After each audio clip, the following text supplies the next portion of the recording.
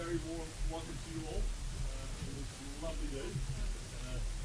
Special warm welcome to Maxima in her role as UN Secretary General, Special and Advocate for Inclusive Finance for Development. A long time. Alexander de Croo, Vice Prime Minister for Belgium for Finance and Development. Thank you very much for being here as well. And all other distinguished guests. We have so many distinguished people here that if you don't mind, I'll just say hello to you all. Thank you very much.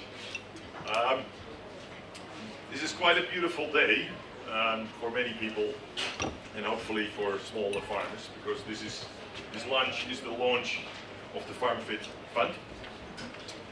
And as you know, or maybe if you have read, we are launching a fund which is probably the biggest fund of its kind. Right? We're going to leverage $1 billion into smallholder finance with a group of investors. So the Dutch government, Minister Kaag couldn't be here, but she sends her regards. Unilever, Rabobank, Mondelez, Kathy, where are you? JDE, the coffee company, and a fifth one that we know but we cannot yet disclose, that will be soon. They all invest in the fund, and then on top of that we have a $250 million guarantee by the US government. So altogether we can leverage $1 billion into the smallholder finance space, and that is really the biggest thing that there is out there. On top of that, we have 30 million of Gates and Divot. Roger, where are you? Thank you very much. On business support side and the intelligence center, there is about $170 billion gap in smallholder finance around the world, right? For those 500 million smallholders. So even with $1 billion, you do not. It's still a drop in the ocean, right? So the whole idea of this intelligence center and this business support center is that we can scale it and that we can help develop the risk points and the data points, the price points that hopefully help us to scale it and reach that and close that $170 billion gap. This lunch has a few objectives. There is this beautiful saying, there is no such thing as a free lunch, and definitely not with the Dutch. So, a few objectives. One is a very easy one. We want you to get to know the fund, right? So we will explain a bit what it really is and how it works. Secondly, more importantly, the fund is open for business. So hopefully, out of this meeting, we will have follow-up talks with you and close a couple of deals in the next year or next 2 years, because we need to make this work, right? We did a big deal with Neumann, the biggest coffee trader in the world, on 25 million on smallholder finance to coffee farmers in Uganda and Mexico. That's the first one, where we need to do a couple of them to prove and show how it works. So hopefully, with the players in this room, the banks, with the superfinas of this world, the traders, with the off-takers like Unilever, we should make those deals to invest in smallholder finance. Because essentially of this fund, it's a value chain fund, right? It's not just financing that's out of the value chain. And the third one is to have a discussion around how do we scale this, right? Like I said, it's great to have a fund like that, but still it's small, right? So how do we make smallholder farming an asset class? Nobody believed microfinance would become an asset class 15 years ago, and it is now, right? So how do we say 10 years from now it has become an asset class? What do we need to do for that? So, without further ado, I would like to welcome Queen Maxima. Thank you very much. You're a big supporter to this whole thing, I know. So it's super that you're here and spending your time on that to give some opening statements.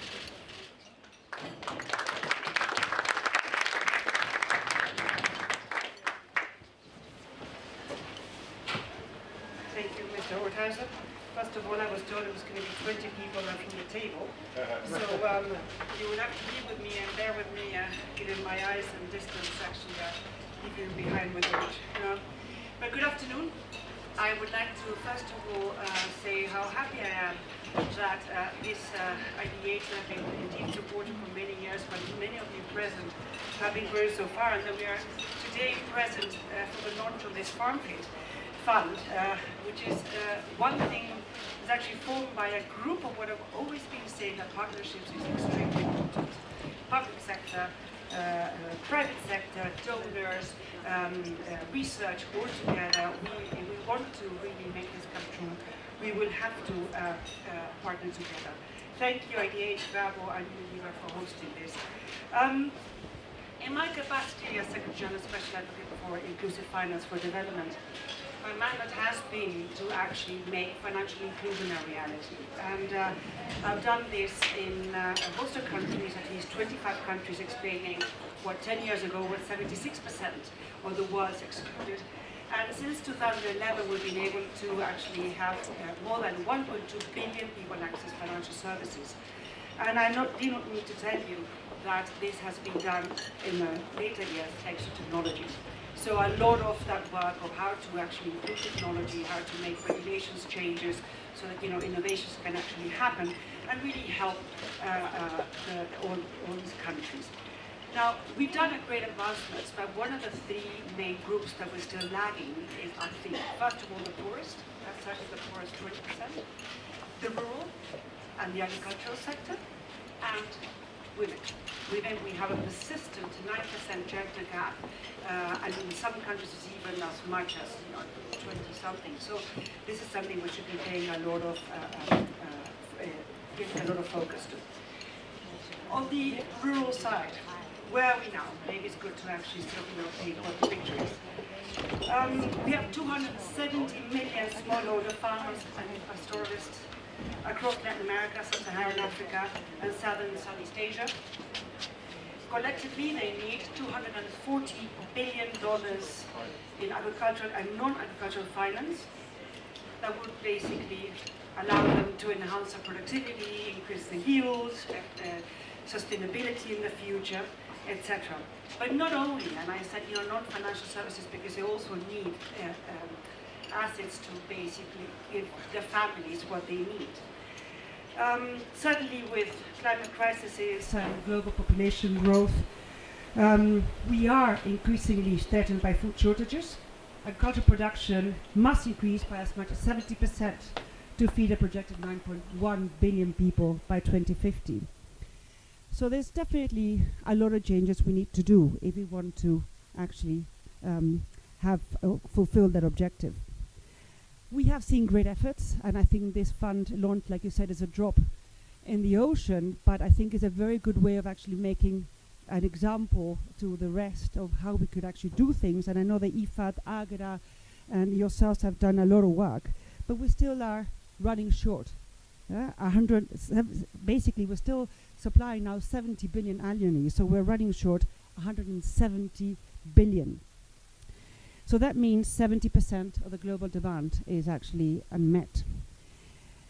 Why haven't we solved the problem yet? Well, the biggest issue is a mismatch between the demand and supply in this front in the agricultural finance. From the supply side, smallholder farmers have not been seen as a lucrative customer segment for financial service providers to efficiently pursue. As individual clients, smallholder farmers are deemed to present small ticket size, business opportunity, and require therefore high cost to serve.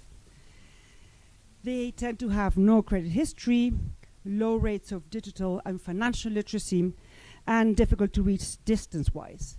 And of course, certainly if they're rain-fed, very high perceived risk. From the demand side, financial services are perceived to be costly and convoluted and complicated by many of the smallholder farmers, and do not become necessarily an obvious solution to their problems. Sometimes they have an access to credit, but it's not the right amounts, not in the right terms, and not in the right place or the right price. So to generate better, and also the issue of it's not only finance, is also combination with access to markets, access to inputs, and access to a collective efforts with other farmers. The other issue that we really need to look into is also the family needs, which brings me to the new potential solutions. Definitely technology will play a very, very big role, and I would like to know exactly how FarmFit will be playing in with mobile wallets, satellite imaging to feed information to farmers, but also buyers and sellers of inputs. But there's two things. We have a working group with all my reference group and IDH and IFA's actually working on the agricultural finance one. And the two main conclusions of the needs are two things. First of all, the customer centricity, and the other is that partnerships are fundamental. On the customer centricity side, I'm just going to give you a very small example. There is an Indian organization called Samunati that basically buys Indian grapes, and they've been doing a lot of a lot of work trying to give them technical assistance and the right seeds and etc. But what was happening is that they were paying these farmers 45 to 50 days too late. What happened is these farmers need cash to actually pay school fees, pay a lot of expenses from the family. So what they end up doing is they do go to the money lenders for those 45 to 50 days with tremendous charges, and that eats up all the yields that you actually try to do on the agricultural side. So the customer centricity side and knowing exactly what are the financial complete needs of a farmer are extremely important. It's not only the farming side and the agricultural side we need to look at, but we need to look at other types of bundles with savings to actually be able to pay the school fees, of insurance, who pays for that premium insurance, should actually be the import sellers or should actually be the farmers. I think it's all on the design to really cater to the needs of these smallholder farmers. And the other very big issue is, of course, partnerships. I think you're all aware, and this slide actually makes it very evident, none of us will be able to do this alone. 2 years ago, I called for a CEO partnership, basically 10 big companies in which Rabobank is one of them. And what we try to do is actually partner companies, sort of worldwide companies, that are not only in the financial sector, sometimes are actually the consumer companies like PepsiCo, Unilever, that they buy or they get supplied locally, or they sell through micro merchants. And the whole idea is to partner, for example, Rabobank with a telecom company, or Unilever with a telecom company, or MasterCard, to basically or digitize the whole value chain and being able to make all the things that we're actually talking possible, or actually digitize all the micro merchants that the Unilevers and the PepsiCos have actually touches with. For example, in Pakistan, 1 billion micro merchants in the case of Unilever. This has led to really very good potential. We have a lot of projects going on now, and we're now scaling up a lot of them. And I'm very happy to say that Rabobank is actually now present in 7 countries in Africa, and will be scaling up these issues, because in the end of the day, we will need these partnerships to really be focused on making business make sense. This is not CSR, and we need to scale up to really make a difference for the $170 billion that we'll be needing. I really wish the FarmFit a lot of success. I'm happy that a lot of you are taking the risks and go beyond your business made usual to actually make true what we really need, is to give smallholder farmers a better life and give us better nutrition to all of us. Thank you very much.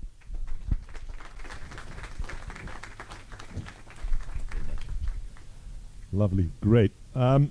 I'd like you to introduce you, the facilitator of this lunch. I think most of you know him. He told me I'm the facilitator, so don't make me a big star here, but I still want to do that. He won the World Food Prize, so it's an important man. David Navarro, thank you very much. Thank you. First of all, to listen to the remarks of Her Majesty Queen Maxima and understand just what a massive challenge financial inclusion is, especially for women and especially for poorest people, but also to see what an awful lot has been learnt in the years through which she has been performing in this role as special advocate, for me is personally quite wonderful. Your Majesty, thank you for your leadership. It's wonderful, wonderful, wonderful.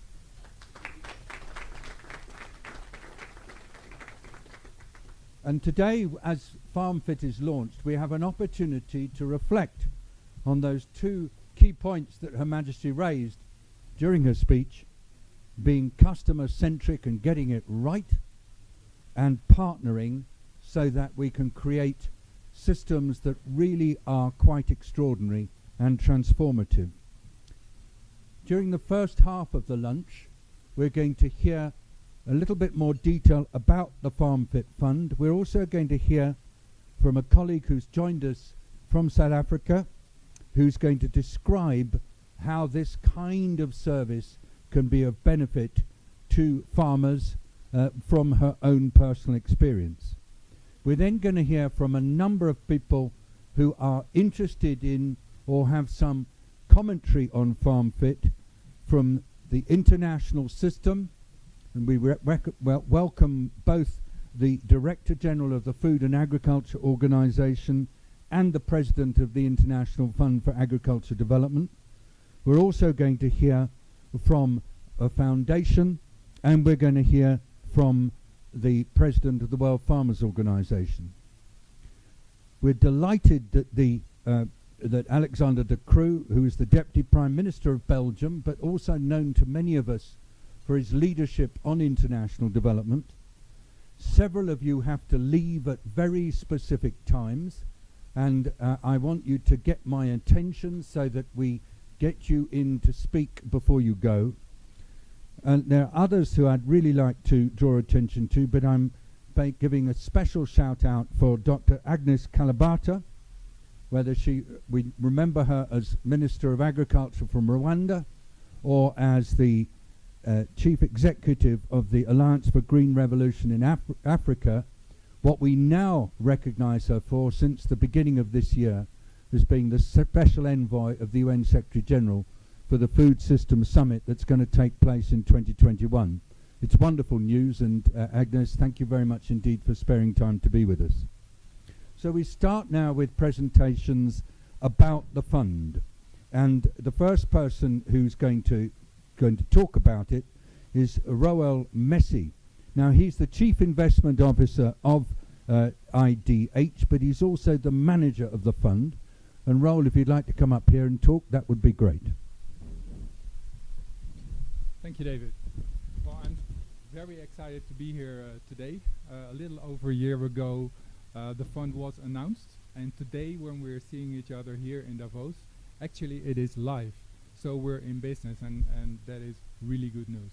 I'm going to explain a little bit more about the FarmFit program, and in particular about the fund. Why is FarmFit designed as it is designed?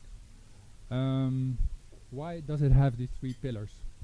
Let's say more than 10 years of IDH has demonstrated to us that an isolated approach does not work. What we need in order to address farmer poverty, but also to develop smallholder farmer as an investment class, an integrated approach is needed that is commercially viable and that can do without donor support on the longer term. That's why we want to develop an investment class.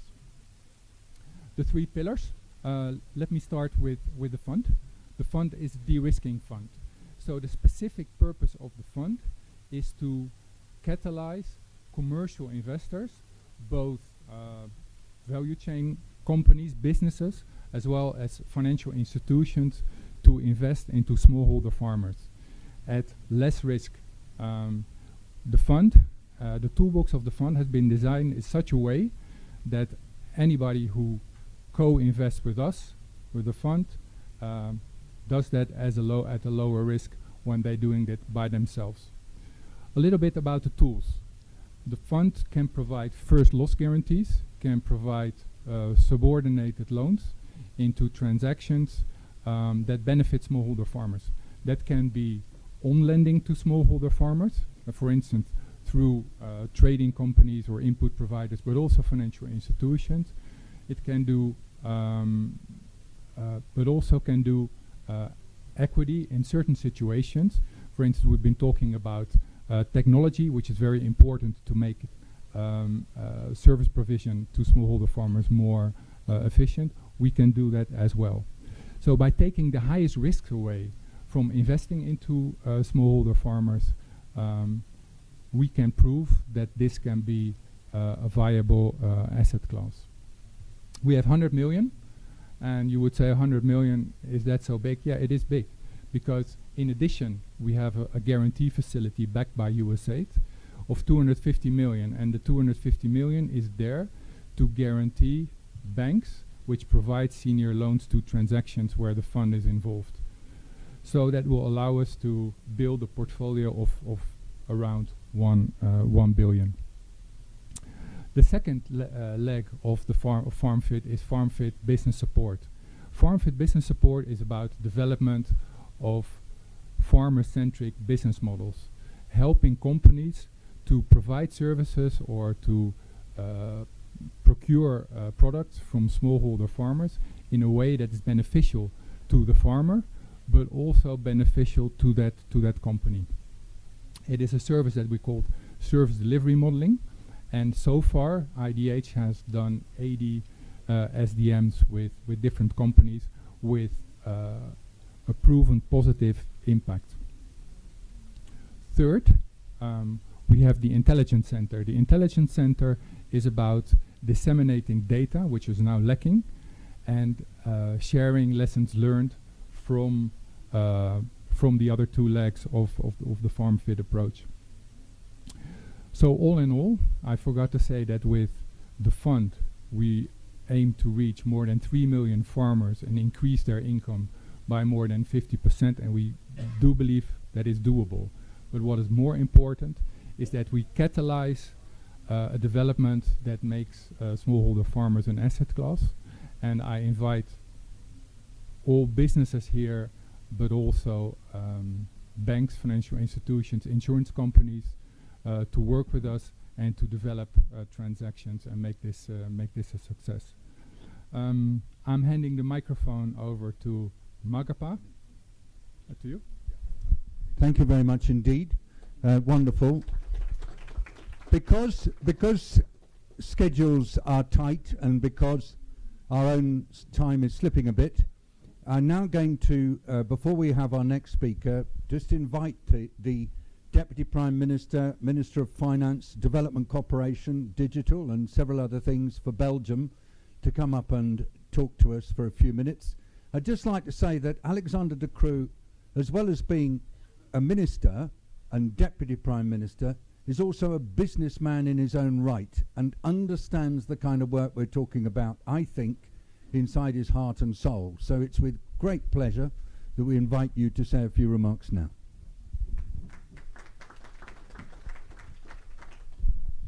Thank you, David. And first of all, I would like to, of course, thank the support of Her Majesty Queen Maxima in supporting this cause. You've been active in this domain for many years, and I've really seen the conveying power and the knowledge you have, and really grateful to supporting this cause. About FarmFit, on the Belgian side, we are not a partner yet, not yet. But that might change. That might change for two reasons. First of all, we have great experience in working with IDH. Great experience that we've established over the last year in another project, which I would like to talk for 2 minutes about. The other project is called Beyond Chocolate. And Beyond Chocolate is basically a bit the same idea. It's creating a partnership in trying to make a whole industry sustainable. Obviously, that industry in this case is chocolate. And the approach we want to use is to say, well, if we talk about sustainability, in the end, sustainability is intimately linked with profitability. There is no activity which can be sustainable if you're not making a profit at some point. Making a profit means that you can invest, means that you can recruit people, means that you can pay decent wages to people. But profitability needs to be everywhere in the value chain. And what we've seen in the chocolate industry is that, yes, this is a profitable activity, but not for one group, which is the smallholder farmers, who basically year after year always making a loss. And this is the commitment we made together with IDH in the chocolate industry, is to focus on three things: stopping deforestation, stopping child labor, and making sure there is a decent living income for everyone, and especially for the smallholder farmers. How do we do this? By increasing productivity, by diversification, by giving access to financing, and so on. If we believe that everyone needs to be able to make a decent profit, it is not going to be with a nostalgic view on how farming used to be 50 years ago. It is going to be with improving productivity, bringing technology, and so on. And there, obviously, I recognize what you are doing on this on this side. Our experience and development on the Belgian side is almost exclusively on sub-Saharan Africa, where we see that more than half of the smallholder farmers are basically not producing enough to feed their own families, let go that they would have a decent income. And giving access to financing, obviously, is a key element in that, but creating partnerships really is at the core. And I really would like to emphasize the great experience we've had with IDH on that. A great experience in bringing together partners who would not talk with each other before. We have convinced NGOs that working together with the big multinationals who are active in the agro-food industry, that it is actually something good and that it can bring results. So we have great experience in what we do in chocolate. I'm quite convinced that this is the right approach. As I said, we are not part of this yet, but I would like soon to say that we would be part of this. Congratulations on what you're doing, and you have our full support. Thank you very much, Alexander. In this early segment of the lunch, we have 3 more speakers, and I'm going to invite them if they wish to come and stand here. Then we're going to pass the microphone around for 1 or 2 of you to make some short remarks from where you're sitting. I say this because I hope that as well as hearing lots of speeches, you'll also have a chance to eat some lovely food. So I wonder if it would be okay now to invite our colleague Magapa, who has come from Wensleydale Farms in South Africa, to give her personal experiences of why this Farmfit Fund and its other elements are the kind of services that she needs, and to offer us any challenges she likes. Magapa, thank you for coming. I'm sorry it's so cold. Can't do anything about it, but here you are. Okay. Thank you very much. Allow me to also say all protocols observed, Her Majesty. I'm Magapa Paweni from South Africa. I am a founder of Wensley Farms, which I have taken over 5 years ago, but it has been in existence since 1989. Now, Wensley Farms is your typical smallholder farm, and it has remained like that for those past years.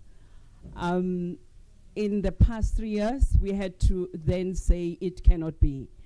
And we re-looked at Wensley with its brand equity, and we then said, we need to convert it so that there is a security in what we are doing.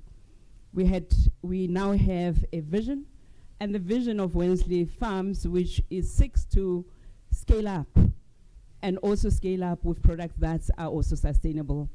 In our quest to do that, we then got an offtake agreement from Unilever, which offtake agreement we can only dream about satisfying. And I must say, with all the challenges that Her Majesty have said, we all fall into all those categories of capacity, challenges, finance, skill.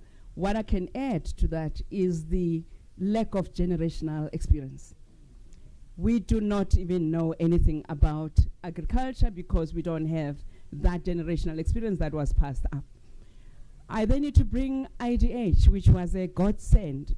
Without a committed partner like IDH, who has journeyed with us from the day Unilever invited them to come and give us the capacity that we need, all elements that are shown there, business analysis has been completed, connecting us with potential farmers. They've taken us to Ghana, to Netherlands. Today I'm here to be able to connect with potential farmers. We've looked at not only the products that Unilever is looking for, because the business has to be sustainable, we need to look at other legs as well to say, who else can we actually supply? By the way, we are talking about dehydrated vegetables, your onion, your carrots, and your herbs that Unilever will be able to put into their soup mixes. That allows our farmers that we are targeting, we've been given a target of 1,000 to 1,500 in South Africa, including the sub-Saharan, to be able to procure from that no less than 70% from their farms. And today we are here because the FarmFit, we see it as an enabler. It is an enabler because we are small. We cannot satisfy our bankers in terms of the security and the guarantees that they want. Otherwise, I'll have no house. We couldn't do that. And yet we have an opportunity that we can grow with Unilever. And IDH and the FarmFit will then be able to do that. The second thing is that it is a market that is highly competitive, currently being supplied by Asia. Cost competitiveness is a big issue. So that we then see the de-risking as an additional input for us, because that will also help be able to get our cost competitiveness in. We are at the point where IDH has given us a lot of skill input, as we've said. We are now at the point of the deal preparation stage. As we go back, I'm sitting with the IDH team and the bankers in South Africa to see what is it that they can give to Wensleydale and how then can they reduce the cost of financing, so that the targets that we have been given starting this year, we couldn't make last year because of these challenges, but starting this year we are actually able to do that and be able to give opportunities to all those small scale farmers that are actually waiting in the wings. Brilliant. Thank you very, very much indeed. And it's interesting that it's not been easy. Yeah, sometimes I wondered if it was the right direction. Farming is difficult. Farming is difficult. Thank you very much indeed. Beautiful. So now I'd like to invite Barry Martin, who's a member of the Executive Board of Rabobank and who's been deeply involved in this work, to come and give his brief observations. And then after, I'd like to invite Mark Engel, the Chief Supply Officer of Unilever. Both these have been totally involved, and then we'll go around the table. Barry. Thank you, David. Well, Queen, once more, thank you very much for supporting us. I'm actually very proud to be standing here, because this has been a big journey, Joost. I've been involved with IDH now for 10 years. Mark, it started small. We had so many conversations. Think about all the things you've done so that we could get here. The hundreds and hundreds of hours you spent thinking, how can I scale this up? How can I make this a success? Joost, we're also standing here because of your success, and I want also to thank you. Can we give an applause to him? But more importantly, I think that the FarmFit Fund is going to start a new way of thinking of how can we reach the smallholder farmer. And for me, that's very important. Yes, we as Rabobank are investing in the fund. We see it as one more way of, let's say, enhancing the access to finance to smallholder farmers. But more important, the fund structure should allow, in the future, to create a new asset class of financing. My dream would be that this is the basis that we will start looking at farm financing, smallholder financing, as a new asset class, a very profitable class. And in 10 years when we are standing here, the best yielding bonds in New York Stock Exchange are going to be the smallholder farmers financing facility, FarmFit. Thank you.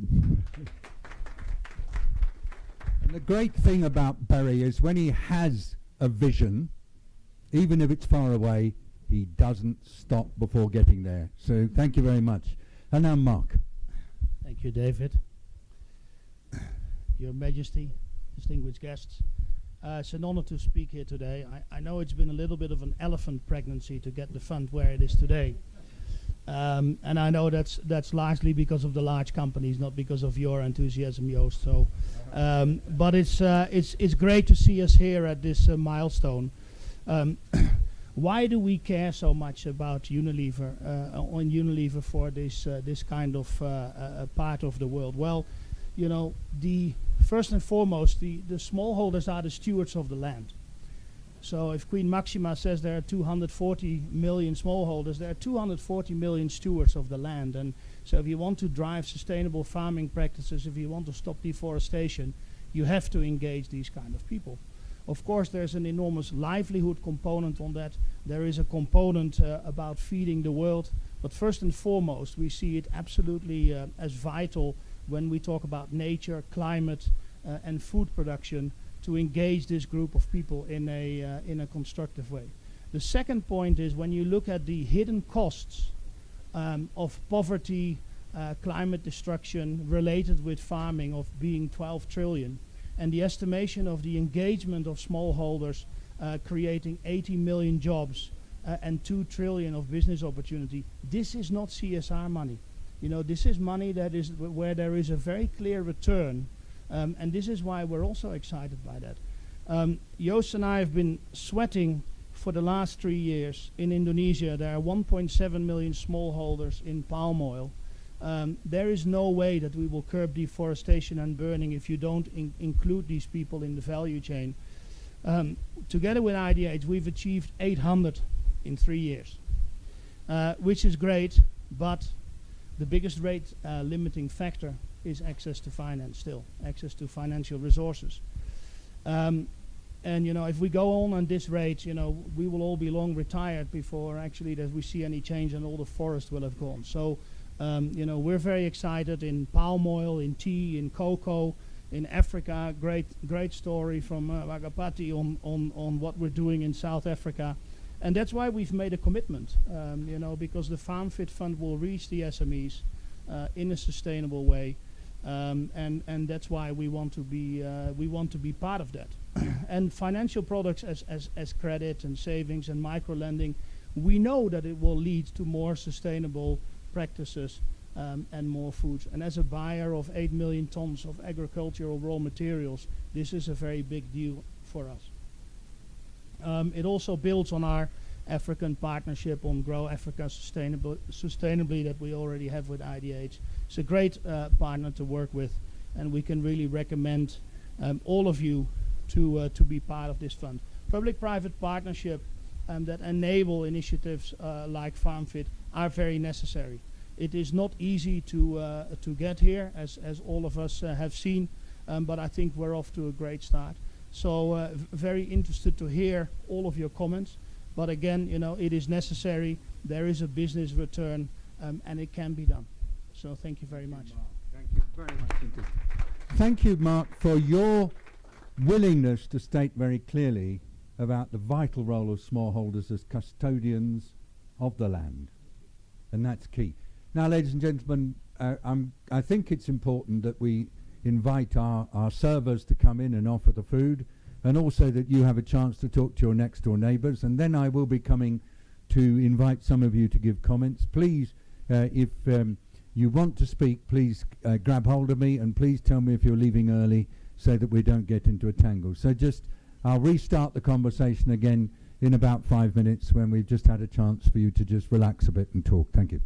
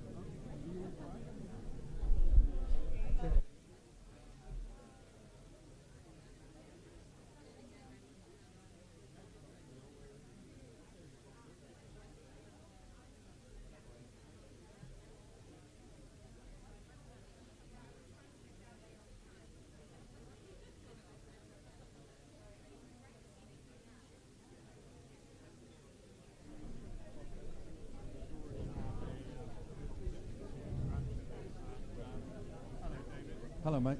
I can say half a second at some point. Good.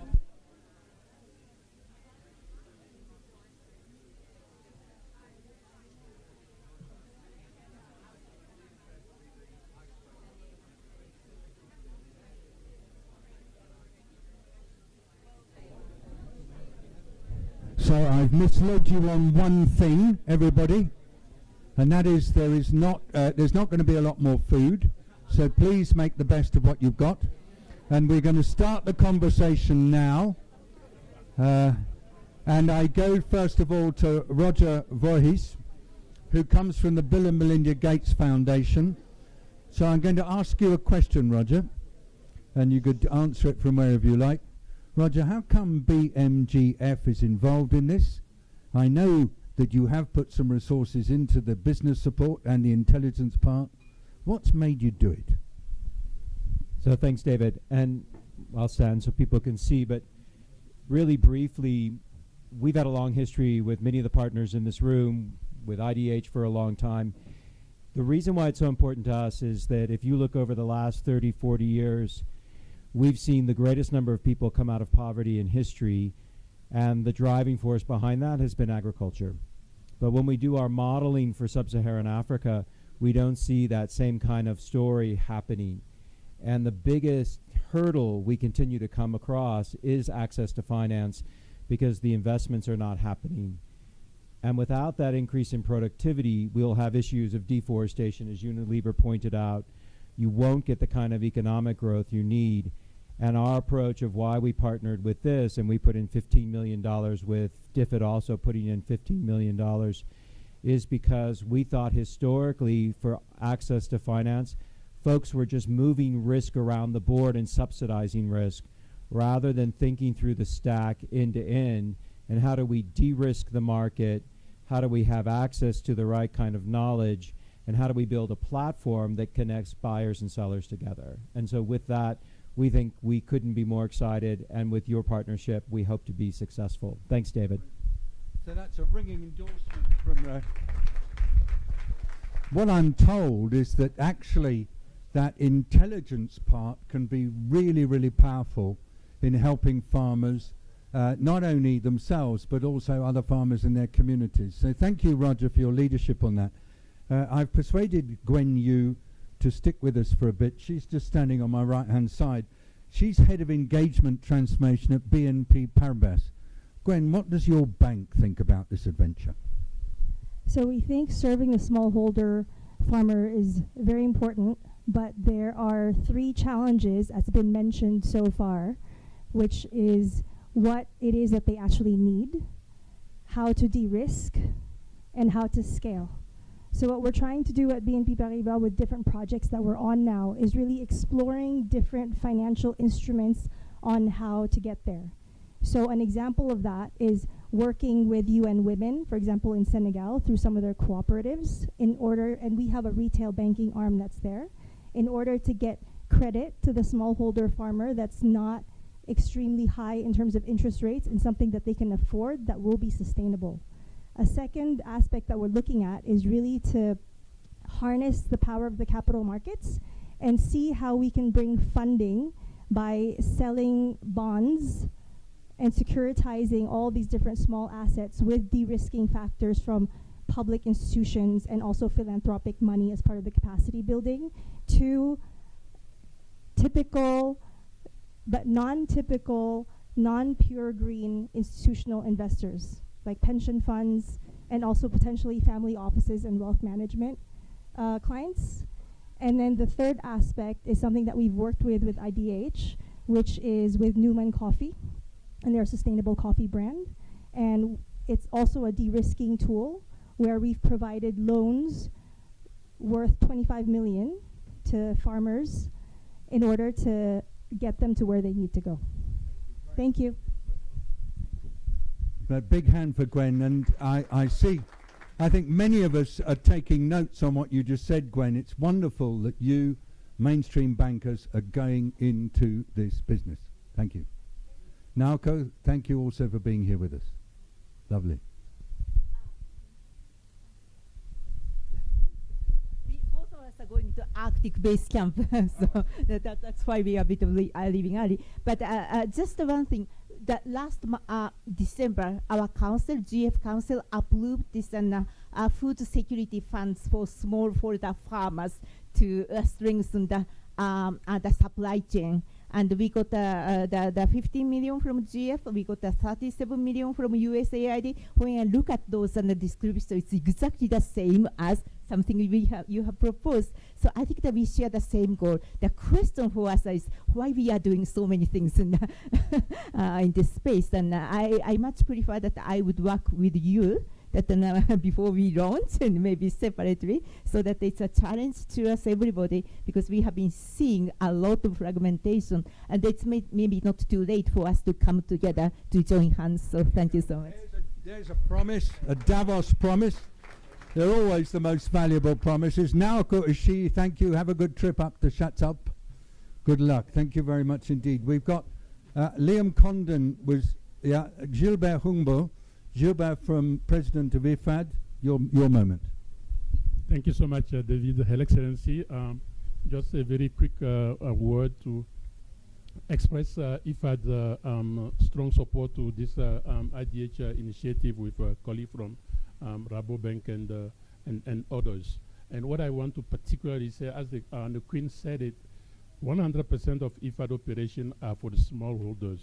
And we see exactly that missing middle. So I'm very relieved that, you know, finally you have this going on. And I would like to commit IFAD that we can be co-investing in, because we also have more and more financing directly the smallholders in a private sector setting, particularly when it comes to the youth employment. So we would really like to associate ourselves in co-investment approach. Thank you so much. Thank you. Another Davos promise. I did invite Liam Condon to speak. I invited Chu Dong-yu to speak, and we were also going to come to listen to Kathy Peters of MasterCard. Is it all right to work in that sequence, that we go Liam, Chu Dong-yu, Kathy, or do we need to change it because of anybody leaving? Okay, Liam. So thank you, David. Thank you, Joost. Thank you, Queen Maxima, for your sponsorship. I have to admit that this is the first time ever I've been to a finance session at Davos, and it was because Joost coaxed me to come here. As CEO of Bayer, we have a big smallholder agenda, and that's why I'm here. We have a commitment out there to basically enable 100 million smallholders, which means to double the income and pull smallholders out of poverty. And the one issue that we face again and again is first and foremost related to financing.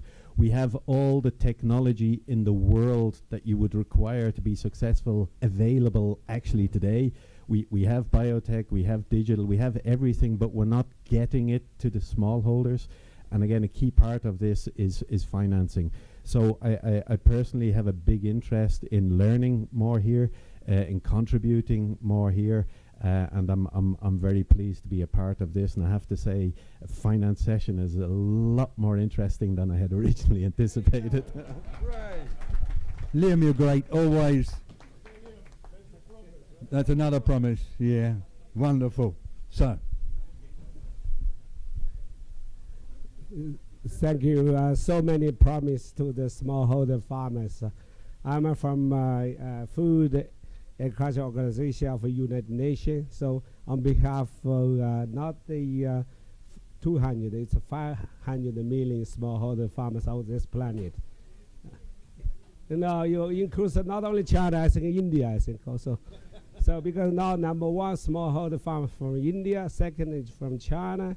So totally makes 800 million smallholder farmers on this planet. So on behalf of them, Majesty, thank you for your initiative support. Also, so many promises, especially Bayer promised 100 million smallholder farmers program initiative to support them to develop. You didn't mention here. Here you made 2 years ago already. I made the announcement for you. And I know FAO mandate is mainly to have the 84% of farmers in this planet is smallholder farmers. Second, we are talking about the transformation of food systems, but also talk about the public and private sectors. What is the real private sector? This planet is the smallholder farmers. They are real. They take all the risk by their own.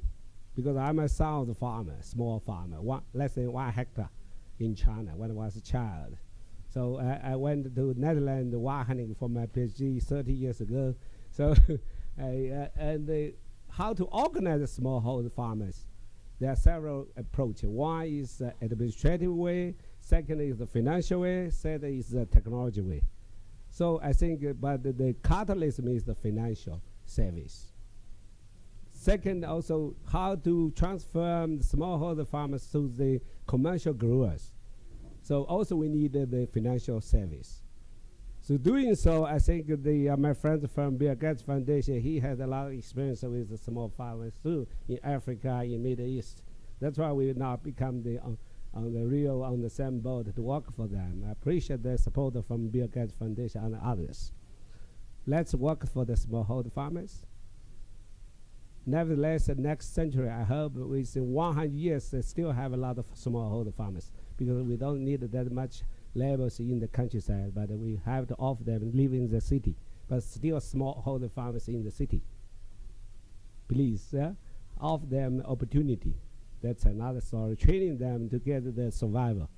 And finally, I hope we can really organize them through the big private sector companies here, Unilever or Pepsi or Bell and others, to get market access. They produce small, limited, with high quality, but no profit. No profit means no sustainability. So FAO willing to offer the enabling policy, work together with the member countries. Second, we want to work with the private sector to organize the smallholder farm. Third, we want to use the innovation to help them speed up, scale up their efficiency. Thank you for your support and for your big heart and to have the small farmers. If everyone have big heart, small farmers have a future. Thank you. Thank you very much indeed. Very wonderful. So I'd just like to check, is anybody here from Yarra? Yeah? In a minute, I'd like to come to you, if that's okay. And anybody here from Sukafina? Okay. Yeah, great. Can I come to you a bit later? Thank you very much indeed. We'll keep going quickly through this. So now I'd like to come to Kathy Peters of Mondelez. Kathy. Yes, Mondelez and not MasterCard. I got a little worried WhatsApp from my team. Did you not announce anything to us? Anyway, yes, thank you very much for the opportunity.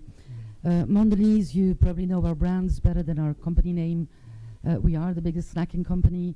Oreos, Cadbury, Toblerone, and then our preferred Côte d'Or brands is what we're proud of.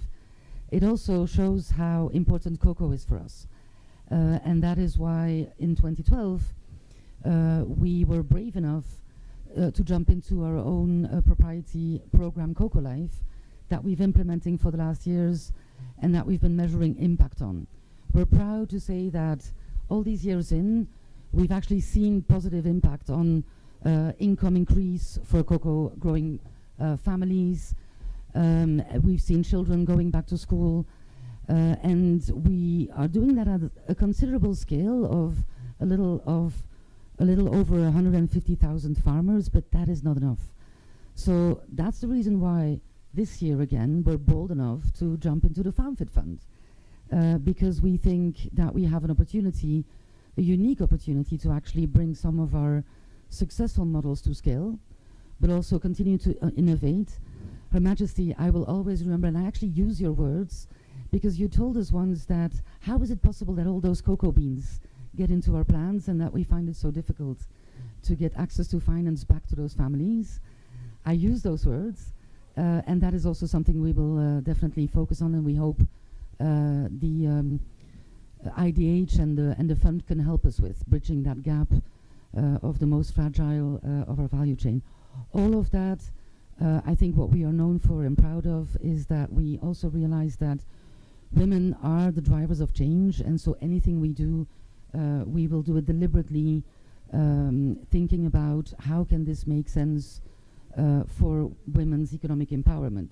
So very proud of that part as well. And women will continue to drive change in our value chain. Thank you. So Kathy Peters of Mondelez, thank you very much indeed. Now, I just wanted to say that Natalie Blythe told me she's got a car waiting outside. Natalie, as you walk out the door, just the words you were going to say on behalf of HSBC. Thank you very much. And Unilever and Mondelez are both very significant clients of ours. We've chatted about how the capital treatment of trade finance needs to be changed. There's never been a more urgent need for access to trade finance. There's a gap of $1.5 trillion. It hits emerging markets, it hits small businesses, and it hits women the most. We have to find a way of getting access to drive that increased prosperity. There's no question trade lifts everybody. Protectionism is rising, and hence the need for sort of urgency. Roel and I have discussed some, I think, great ideas, but it's a question of how do we actually get those implemented, whether it's credit bureaus, your fund is de-risking, whether it is use of capital markets and making trade finance an investable asset class, even simple things by every trading entity having one single legal entity identifier can make a massive difference to banks getting access to that finance.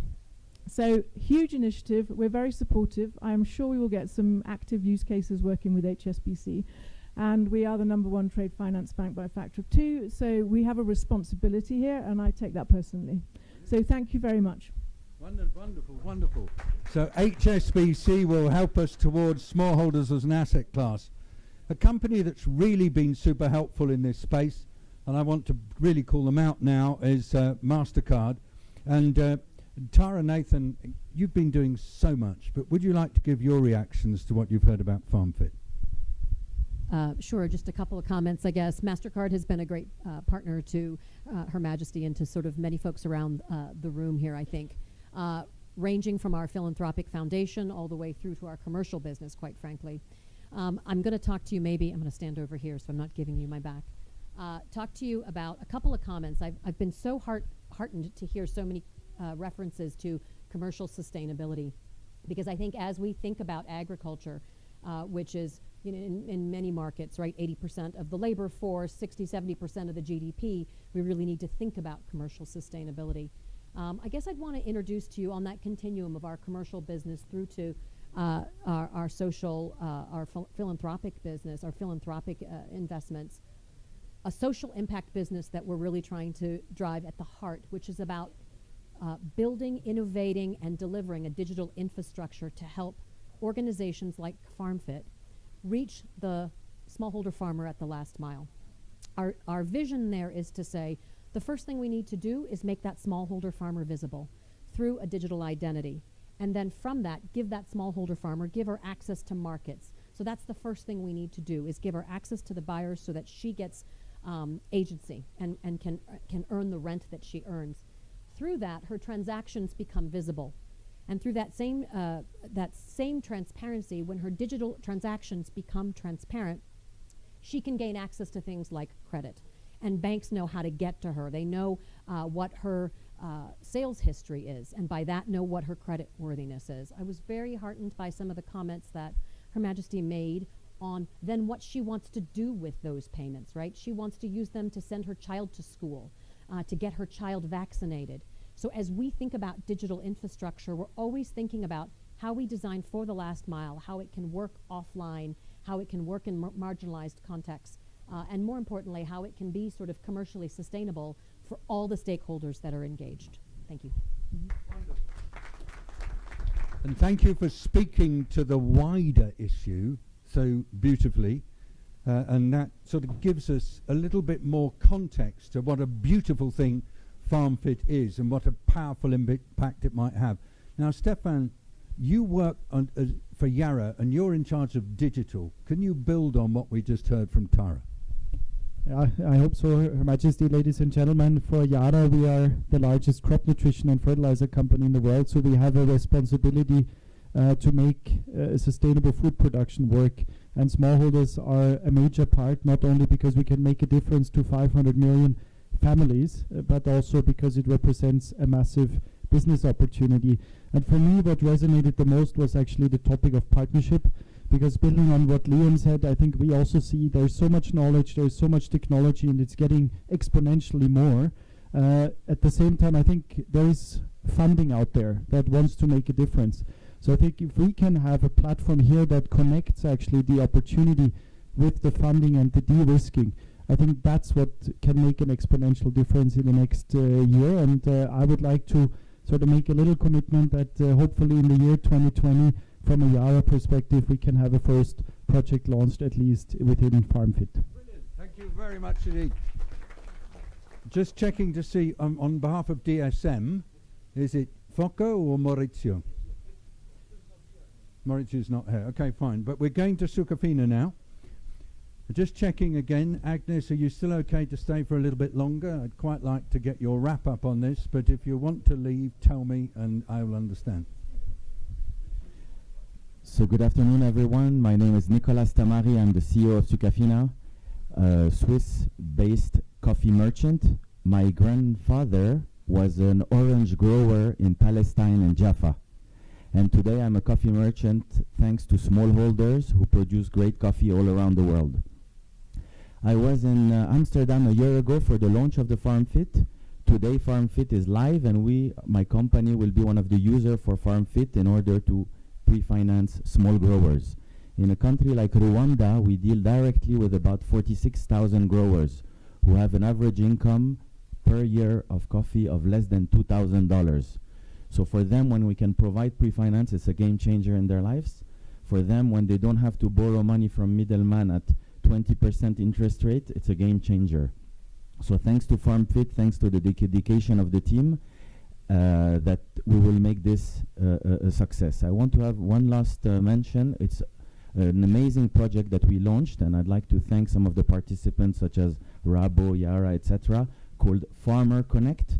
We have a vision which is to connect the consumers of coffee and other commodities with the growers around the world, and that's thanks to technology, and we're using the technology of IBM. And if somebody wants to hear more about that, please contact me directly. Thank you.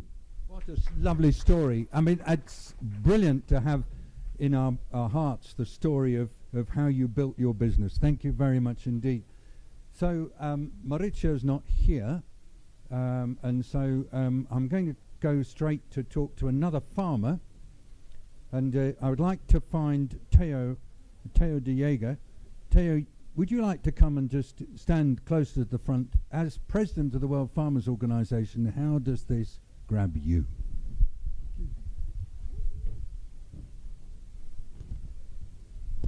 Can't I just stand here? Okay.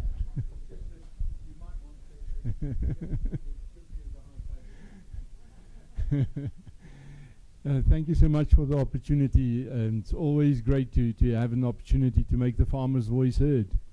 Now, I want to take a bit of a different angle on this. It's about smallholder farmers, and they are mostly from our neck of the woods in Africa. Very often, we find a kind of an over-romanticization of smallholder farming, while in real life, it often is a poverty trap. Farming is a business. A business needs to be profitable and sustainable. If a farm is not profitable, it's a welfare case, and for way too large a part of the smallholder community in Africa, they are a welfare case. To get them out of that, we need to get them profitable. We will not have the youngsters go back to the farms if they cannot view agriculture different to the way they grew up, with a mother in a breaking back and a hand hoe trying to eke out a living. We must make it profitable. And for that, we need the access to financing. Now, the reason why banks are reluctant to finance them is because the banks can also not make a profit from them. It costs a bank more to get to them and to service them than what the bank can make from them. Therefore, organizing farmers in cooperatives is like having a magic wand in the hand of smallholders. Everything which a smallholder cannot do because he's too small, he can do when they do it together. Being bankable, being insurable, buying equipment. No smallholder can afford a tractor, but 100 of them together can do it. The second reason why it's hard to finance smallholders is because the majority of them have to be profitable and globally competitive in a policy environment which is not conducive to agriculture as a business. And let's call it by the name. We need policies in Africa that makes it easier for smallholder farmers to grow competitively. And not even to mention the problems of corruption and broken systems in Africa. I want to challenge you on two things as business partners. First of all, say no to business which is not clean in the African environment. Say no. You owe it to every smallholder out there. And secondly, thank you so much for setting up this kind of initiative with $100 million in it. It's going to hit a dent. But to make a paradigm shift, we need more than this. We need to set up a fund of at least $1 billion. We do not ask for development aid for smallholders. We ask for patient, sympathetic capital.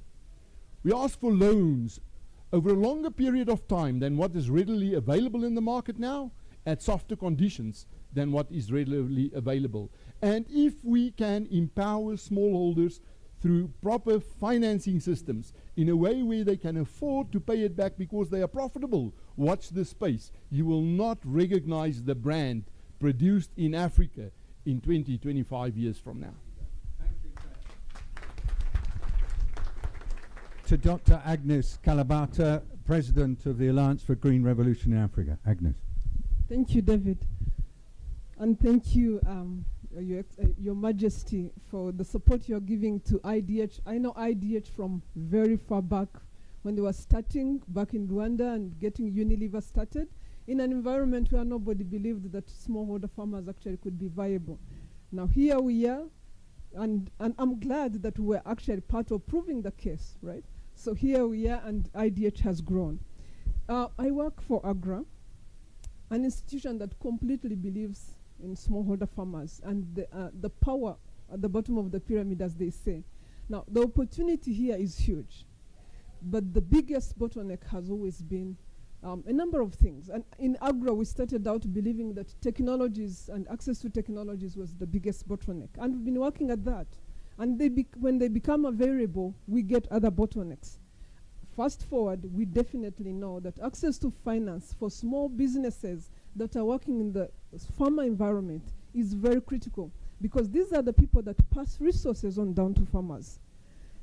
And ensuring that these businesses work is going to be probably one of the most important things. So we as AGRA too are investing in businesses, ensuring that we are nurturing these businesses from the ground, and these businesses are beginning to grow and passing resources to farmers. So we are extremely excited at the possibility of partnering with Farmfit to ensure that the businesses we grow, the businesses we nurture, can actually have an opportunity to grow to bigger businesses. We have committed, and believe you me, without resources, but we have committed that we will double from 5% access to finance in Africa today in agriculture to 10%, and this is how we are going to do it in the next 5 years, and this is how we are going to do it. We are going to work with all of you. Thierry, right, just talked about the political failures, the broken systems on the African continent. Well, we've decided that's exactly what we are going to be working on. We now have prioritized working with governments to help them design solutions that can take farming businesses to scale. We are working with them to look at broken systems and how these systems can work for businesses in Africa. So we have to address, we cannot continue going around. We have to address what is broken on the African continent from a political perspective, from a policy perspective, so that businesses can thrive. So my hope is that as Africa is urbanizing, as so many more people are becoming great consumers on the African continent, that you all see the opportunity to invest on the African continent, because that's how smallholder farmers will actually have opportunities. From 5%, right now only commercial funding to agriculture is 5%. So we are extremely excited about the opportunity to partner with businesses that are looking to increase commercial funding in the African landscape. We don't have to be where we are at from an agricultural perspective. It's the biggest opportunity. So all I have to say is, again, I'm talking at the president of Agro, by the way. I'm not talking about special envoy.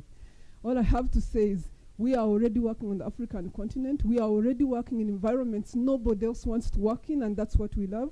We are already reaching, in these last 3 years alone, we are already reaching about 7 million people of the 9 million people we committed. We've just gone into a partnership with Bayer. We are looking at the 100 million farmers, and we want to reach those 100 million farmers. Actually, I was telling your team that 50 million need to be from Africa.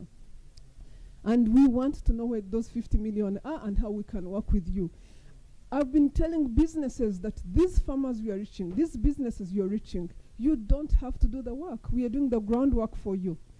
Just overlay your products, your opportunities over these systems so that they can start working. So again, anything we can do in terms of further clarifying and working and strengthening the political environment, what IDH is talking about, the intelligence part, is very critical, because you have to make sure that the political system is working. So anything we can do in that environment will be working with you. So we are excited to work with IDH and take this opportunity further, especially we focus really fully on staple crops. Anything we can do on the staple crop environment, which doesn't seem to have a huge business opportunity out there, but is very critical for smallholder farmers, we are very excited. Thank you. I think I'm right in saying that one of the original ideas of FarmFit was to bring people together so that they could align and crowd in. We've got 3 more brief speakers. So first of all, I'd like to come to Reto from the Swiss reinsurance company. We haven't, I don't think, heard from many in the insurance space. So very briefly, could you give us your remarks? Yeah, thank you, and congratulations to IDH and everybody involved in the FarmFit initiative. Sounds really like a great plan, very ambitious, obviously, and I'm very pleased to see that de-risking is part of the agenda, because we all know that agriculture is a very risky proposition, especially for smallholder farmers. So we need to find innovative ways, and technology can play a role here, to remove risk and transfer risks of smallholder farmers. So that's one thing. Picking on the previous point about scale, I think we need to do a lot more than what we have in mind today, because the challenge is enormous. And for example, with my different hat, I'm also chairman of Responsibility Investments, which is an impact investor. And we have a fund for smallholder farmers, and it's about 250 million at the moment, but we need to think about the billions in that space, because the need is enormous, and we need to up our game in order to really make a difference. So hopefully we find more partners in this room and beyond to really have a bigger impact. Brilliant. So I'm going to stop here. Well, thank you again for your willingness to be out there in front and bringing others with you.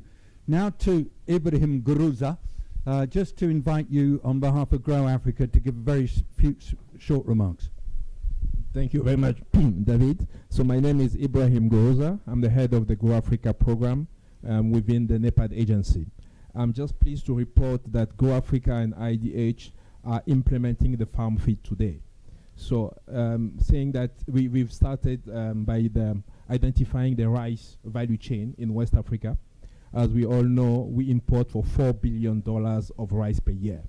So last year, together with IDH, we've commissioned Dalberg, consultancy firm, to undertake a business case study across the value chain in 6 African countries. Because if we want to get rice right in Africa, in West Africa, we need to take a regional value chain approach.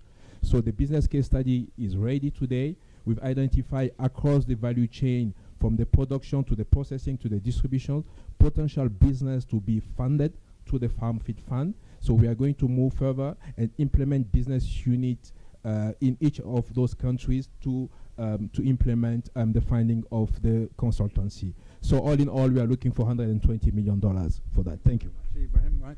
And Ed Davey wants to say something for a few seconds. A few seconds just to say congratulations, Youth, and also to say that WRI and the Food and Land Use Coalition, we would love to help you in the next phase in our countries, our networks, please let us know how we can be supportive.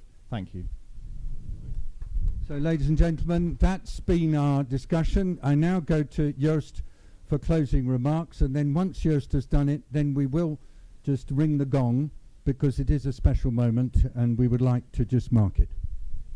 Okay, thank you so much. I realize everybody's like, oops, I want to go to my next session, so we'll make it very, very concise. Super statements, I think. Our queen, customer-centric and partnerships and technology, digital identity, I think were some key words here that we need to focus on. Maybe one of the elephants in the room, land reform, wasn't really mentioned, but I would think that we need to throw that into the mix. Offtake agreements as enablers to this whole work, right? So that's why I think it's so powerful that all these companies here say that they want to engage to this, because without those buyers, it's going to be very, very difficult. I think Mark's comment was also very powerful. I think that this is not about CSR, right? We need to make it an asset class, and if it needs to become an asset class, it needs to become business, right? And the gentleman from the, well, maybe already left, but from the farmer and from the farmer union, oh, there you are. Fully agree with you, right? Long-term finance, friendly capital, but it needs to become business, right? It's not yet business, but we need to end up there.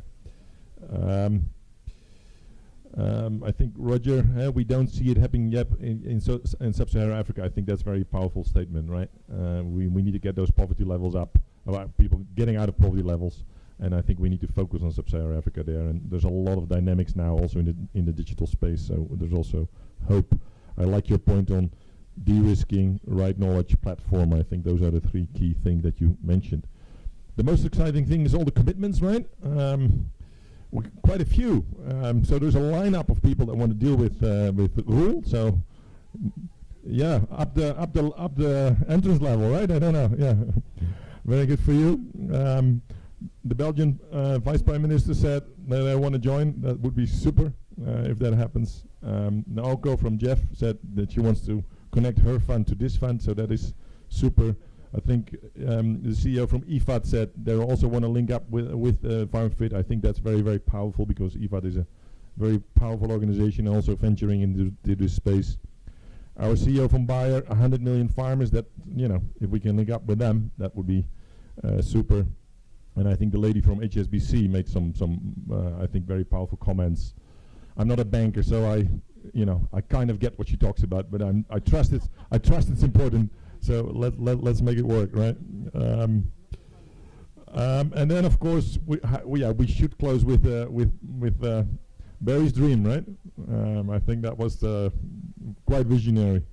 So in 2030, smallholder finance is the best yielding bond at the New York Exchange, right? Cool. Thank you very much. Well, and that's the cue, you know, the stock exchange. For now, just a little moment, because we're finishing early, we can do it, where we invite our top table just to come up and ceremonially hit the gong, and anybody else who wants to hit the gong to do it before they leave, so we make a really big noise. And so I offer anybody who wants to a stick, and just feel free, one hit each, and we'll make lots of nice pictures.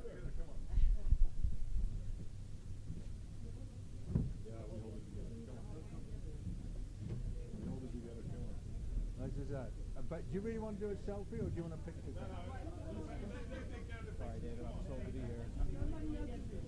Who's got the camera? Yeah, there are a few cameras around. Now you're going to hit it. Whoa! Again. One by one. 3, 2,